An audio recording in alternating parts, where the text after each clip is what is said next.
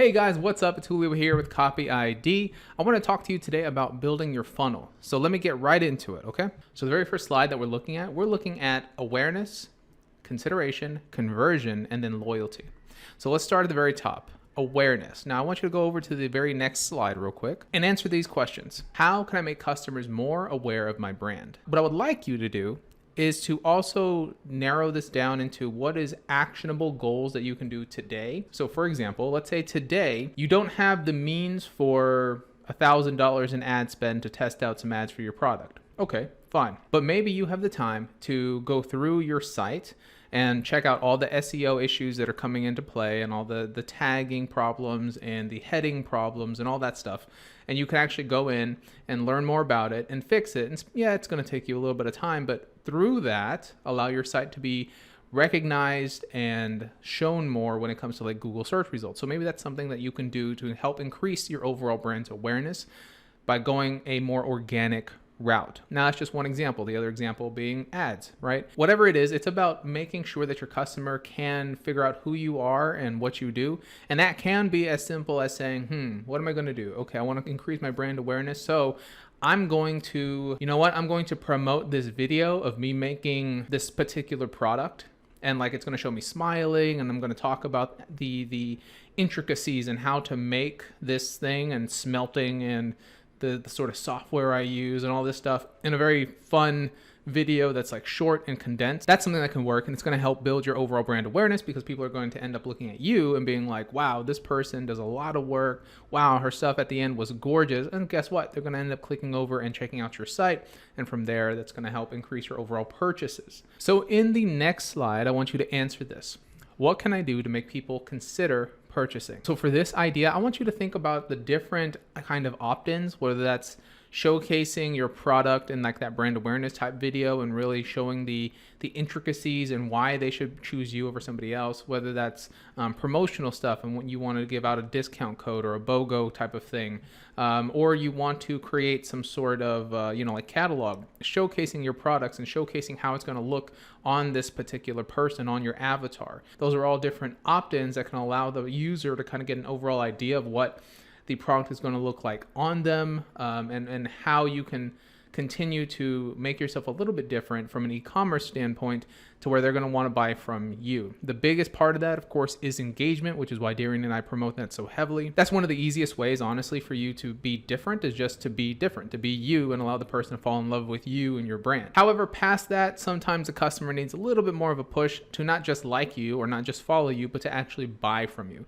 So start thinking about different things that you can do. And again, prioritize them however you like, short-term, long-term, etc. So let's go ahead and move on to the next one. What can I do to optimize conversions? So you've already started to think about how to increase your overall brand awareness, and you started to think about ways to get them to actually want to buy from you. So let's go ahead and start assuming that people are purchasing. So this is where you're going to start learning about optimizing. One of the best ways to optimize your products, your website, whatever, is to actually talk to the people who are buying from you.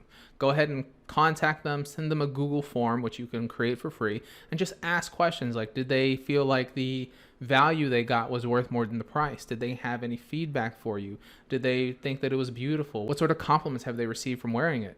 Those are all different things that you can use later for testimonial purposes, and also to understand little critiques that people may have that will only benefit you and your business in the long run. Now, that's just one example. Other ways to optimize conversions could be playing around with different color schemes on your website, even different headers, different calls to actions. Whatever it is, though, you want to test out one thing at a time and give it some time to breathe, right? It's like wine. You don't want to chug the whole thing. You want to let it breathe. So you want to wait until you get, 1,000 or 10,000, depending on what you're doing, of course, and what your normal numbers are, impressions onto your website before you change anything too drastically. But, change a little call to action button from buy now to shop now. As something as simple as that, see what happens. Did your conversions rate increase or decrease? If they decrease, go back to the original, make sure that stays leveled out. Then try something different, right? Maybe next time you want to try the color. Now it goes from this bright blue, for example, right, or purple,